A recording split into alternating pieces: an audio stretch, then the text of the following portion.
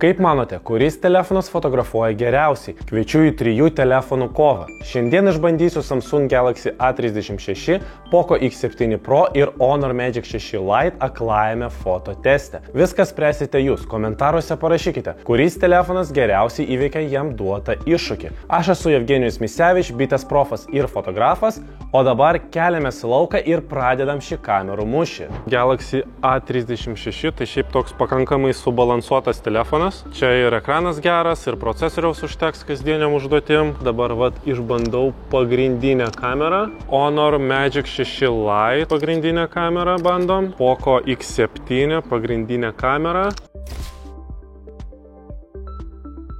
Poco X7 Pro, nors čia ir yra dvigubas priartinimas, bet jis tiesiog priartina pagrindinės kameros nuotrauką, tai jis turėtų labiausiai tikti gal žaidėjams, kadangi Poco yra Xiaomi dukterinė įmonė, kuri fokusuojasi į žaidėjus. Tai įdomu irgi, ar čia kameros nukentėjo.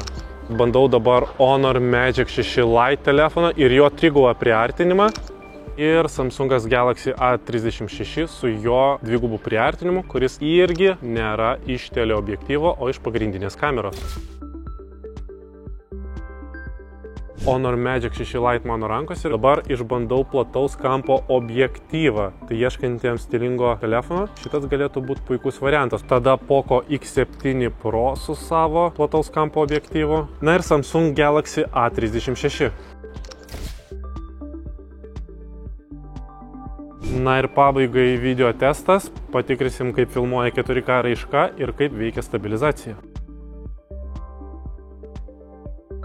Grįžau į studiją ir štai atsakymai. Telefonas A Poco X7 Pro, telefonas B Honor Magic 6 Lite ir telefonas C Samsung Galaxy A36. Jūsų nuomonė, kuris iš jų fotografavo geriausiai? Parašykite komentaruose. Daugiau išmaniųjų testų, patarimų ir naujienų rasite bitesprofai.lt ir iki greito.